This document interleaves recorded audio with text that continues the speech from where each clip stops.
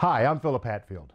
Today I want to talk to you about the art of top performance. And yes, I did say art, because there is an art to becoming a top performer.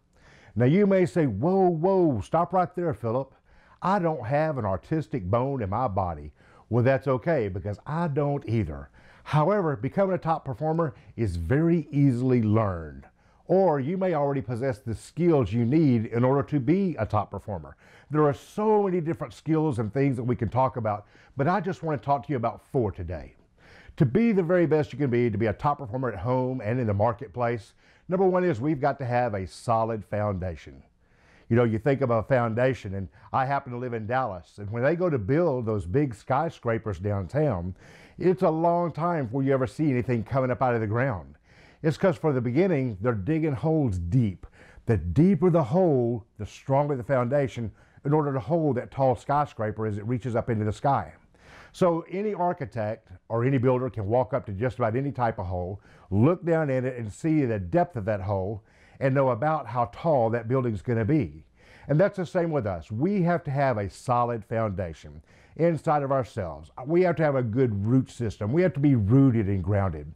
So our foundation is so paramount important because everything we're going to build upon is built upon that foundation of who we are as a person and who we are as a professional.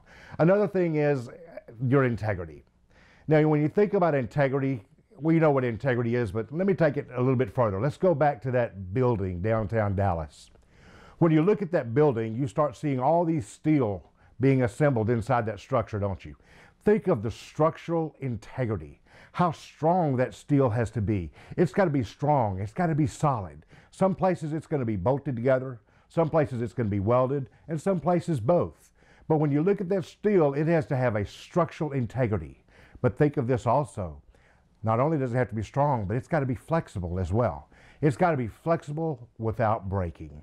You know, that's the way we have to be in our integrity. We have to maintain our integrity of who we are as a person and as a professional. Know who we are through our foundation. So sometimes we do have to bend a little bit. We got to find new ways to do things.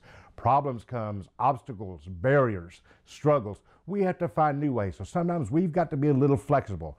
That doesn't make the building any less strong, does it? Because the taller that skyscraper is, the more it's going to move and sway in that wind. So it's got to be strong. It's got to be solid, but it's got to move. And the same with us. The next thing is our values. You think about your values, and to me, your values also are your belief system. If you think about your belief system, do you know that every decision you make, both personally and professionally, is based on what you believe? What you believe to be the right decision for everyone involved, not just yourself. And that's a sign of being a top performer. That's also a sign of being a top performer leader. And you know, don't we all want to be top performer leaders? Another one of the basic principles we want to talk about is trust. Oh, so important, the trust. Think about trust. We have to have trust in our relationship with others, and others have to trust us. But you know that they can't trust us if we don't trust ourselves. You know, if we don't trust ourselves, they're not going to be able to follow us. We're not going to have a solid foundation. We're always going to be wiggly. We're always going to be moving. We're always going to have that integrity issue. That is so important. Your success is determined by the amount of trust that other people have in you, combined with your own effectiveness of your skills.